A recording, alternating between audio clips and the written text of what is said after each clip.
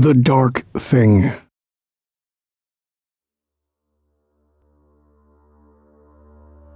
I live in a small town in America's heartland where nothing much ever happens. People go to work and go to church, and everyone pretty much knows everyone else. We all shop at the same stores, send our kids to the same schools. There are picnics at the town square on holidays, and seldom do we have a crime more serious than vagrancy. Some might call our little town quaint, or even dull. But I would argue that point, it's a trade-off. Maybe we don't have the same opportunity for excitement that many places across the country have, but we don't live in fear either. You can leave your car and your house unlocked if you choose, and you don't have to worry about having any of your stuff stolen. You can walk alone down the street in town, not worry about being attacked or even hassled in any significant way. People can let their children play in their yards without watching them every second. Yeah, it's a trade-off. Excitement for safety. But one we feel a pretty fair bargain. Until lately. Though rather insignificant by most crime standards, about 2 weeks ago, people's pets started disappearing. I'm not talking about 2 or 3 pets over that period. I'm talking about several a day. By last count, there had been 26 pets gone missing. Mostly dogs, but a few cats as well. Curiously, most of the pets had disappeared from their owners' backyards, often fenced in with no apparent points of egress. So it wasn't as though these pets were just wandering off or anything. Also, as far as I know, none of the pets that have gone missing have been found. My neighbor across the street, Mr. Braswell, he's lived in the house for about 40 years. Since his wife passed a few years ago, he's been living there alone. Well, him and his German Shepherd. He calls him Soldier. Anyway, Soldier went missing the night before last. I found Mr. Braswell out at his mailbox yesterday morning, and he told me what he'd seen of it. He told me that he'd let Soldier out back in his well-fenced yard just before bedtime, as he always did. The moon was mostly full, so he could see his dog run around the perimeter of the fence towards a back corner. That's when he first saw it, though he couldn't really explain what it was. He said it was like a large, dark mass, just sort of resting along the back fence. Strangely, though, he said it wasn't something he could discern the details of, but it was more like a space where the moonlight just didn't illuminate. He said he could tell Soldier saw it too because he stopped and looked at it, his tails and ears at attention. He thought he heard Soldier growl, and then he'd simply run towards it and disappear inside the black mass, almost like he'd run through a portal. Okay, let me be clear about something. I'm not one to be critical of the elderly, especially of someone who'd served in the military like Mr. Braswell had. But I'd always thought that maybe his faculties weren't what they once were. He was getting on up there in age. I think he was over 90. Still, of all the people who'd lost pets over the last 2 weeks, he was the first person who'd actually claimed to see it happen. That reason alone was enough for me to feel he ought to at least be listened to. He said he'd called the police and they'd come out and taken his statement. Mr. Braswell said he felt like they hadn't really taken him seriously, though. That they'd just humored him. I didn't know what to make of that. Like I said, he probably wasn't as sharp as he once was, and the officers who'd come out might have thought that as well. But that didn't mean he hadn't seen what he'd seen. That people's pets were disappearing had long since become a serious area of concern for people in my town. But last night, the seriousness and the concern ratcheted up exponentially. A family 2 streets over from mine, the Carsons, had a 9-year-old boy named Tommy and a 2-year-old poodle named Trixie. Just after supper, apparently, as he often did, young Tommy took Trixie on a walk down to the end of their cul-de-sac.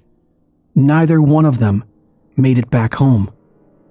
There were people walking along the route who'd said they'd seen them walking down the sidewalk like normal, nothing seeming the matter.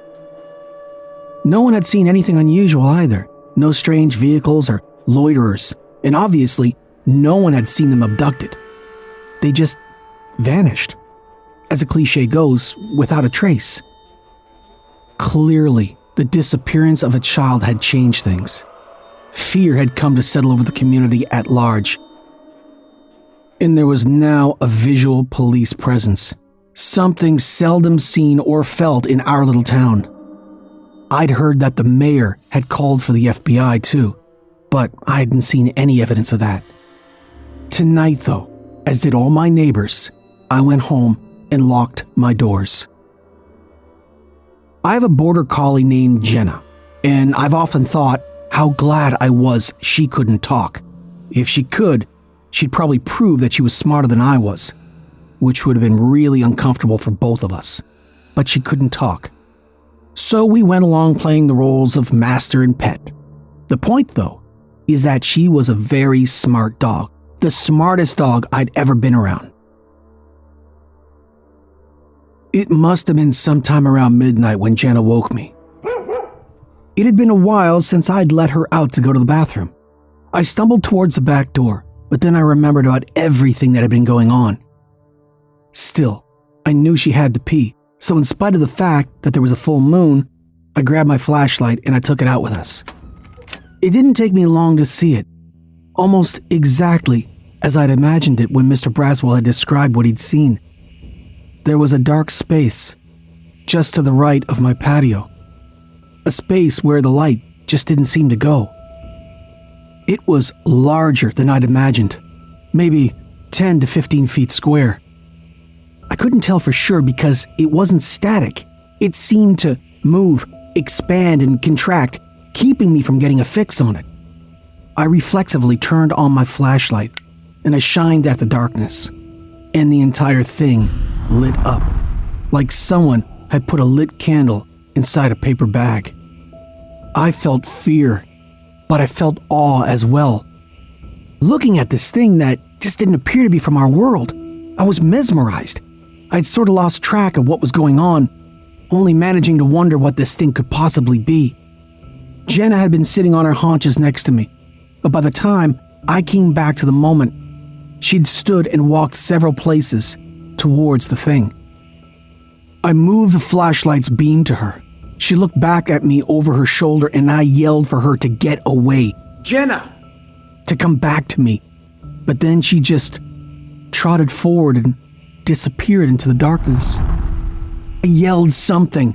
I don't remember what, but before I realized what I was doing, I started to run after her. But by the time I'd reached the thing's perimeter, my innate fear had taken hold, and I'd begun trying to stop my forward progress. It was too late, though. I at least partially crossed the thing's edge, and what I saw, it was almost indescribable.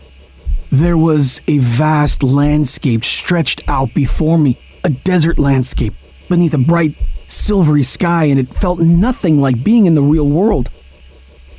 Everything was fluid, like it was made from paper or flames maybe.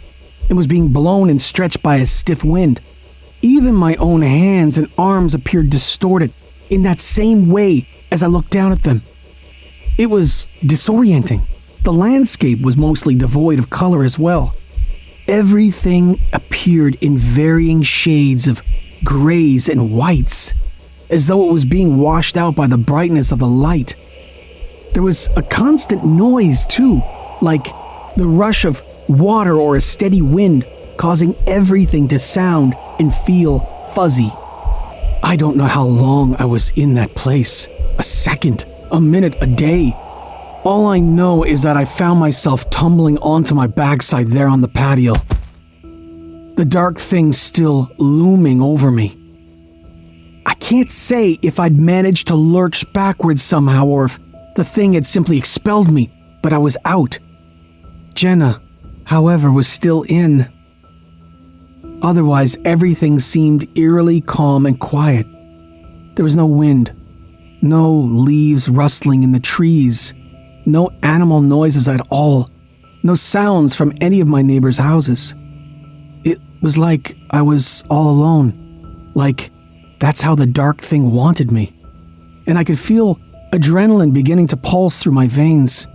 Probably out of fear, I switched my flashlight back on and shined it at the dark thing. As before, it lit up in a muted peach-colored glow. Also, there came a sound from it. A distant sound that seemed to move closer over time. Soon enough, I could tell what that sound was. It was Jenna. She was barking from somewhere inside that vast landscape, the fiery, colorless desert I'd seen with my own eyes. Somehow existing within this relatively small space in my backyard.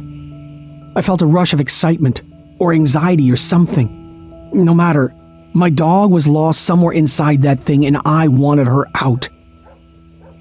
I rationalized that it would be foolish for me to go back in because then we'd both be lost, just like the rest of the pets and just like young Tommy. So, instead of venturing in, I called to her, loud as I could, over Jenna! And over. Jenna! And then I stopped to listen. Sure enough, before long I heard her reply. She was getting closer too. I could tell from the sound that she was getting closer. Probably from my excitement over her drawing nearer, I managed to move the beam from the dark thing. Naturally, the illumination went away, but so did Jenna's barking. Somehow, I knew right then and there that the light was the key. The beam of light was the portal into and out of the dark space. I hurriedly shone the light back at the thing. It lit back up, and I could once again hear Jenna. I kept calling to her over and over. Jenna! She kept replying, sometimes seeming farther away, but sometimes closer. Finally, though, after what seemed like a long time of calling, she sounded like she had to have been right next to the edge of the darkness. Like she was just a few feet away from me. She wouldn't come out, though. She wouldn't cross over and come back into our world. Without giving it too much thought, I found myself moving back towards the darkness. Once I got to the edge, I reached my hand in. How bizarre to see your hand and arm disappear right in front of you. I reached around but could feel nothing. I kept calling to Jenna though, and she kept barking. There came a point, however, when it sounded like she was moving away, so probably out of panic, I forced myself through the dark's outer edge, and I re-entered the fluid, colorless world. To my immense relief, standing right before me was Jenna, her reddish fur seemingly ablaze in the cosmic distortion. I called to her, and she barked a reply, though I could scarcely hear either of us. Over the rushing sounds from this strange world, she ran to me though. She ran and she leapt towards my chest, and the next thing I knew, the both of us were tumbling on the grass of my backyard. I scooped her up, and I gave her a big hug, and she replied with a multitude of licks across my face. But then, like we'd remembered at the same time, we looked towards the dark thing.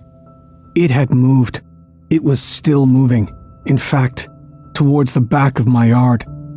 I seemed to have lost my flashlight, so I couldn't track it with light, but we watched. It moved down into the wooded gulch behind my fence row, and then it ascended towards the sky and over my neighbor's roof. Eventually, it moved too far away for us to see, its shrinking profile blending into the night sky. We went back inside, Jenna and I was intending to call 911 straight away. I found my phone and started to dial, but something made me hesitate. What was I going to say? That my dog and I had been inside a dark blob that appeared in my backyard? That it was actually a portal to another universe? And I'd somehow managed to save my dog from it? Was that my story? It took me about 2 seconds to decide. Of course, it was my story. It's what had happened.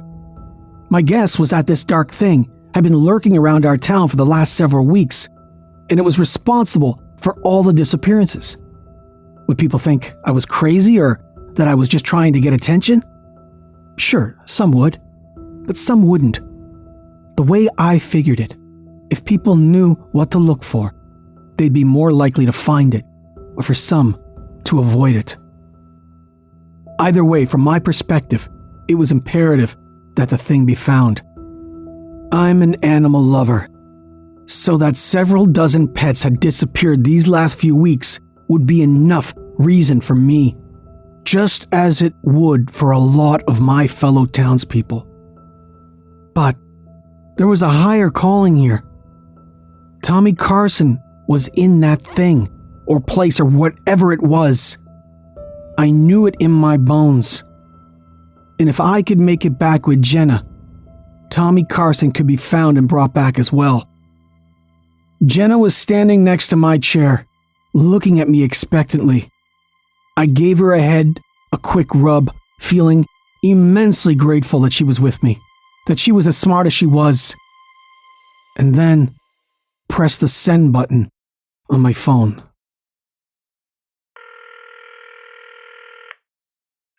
what's your emergency?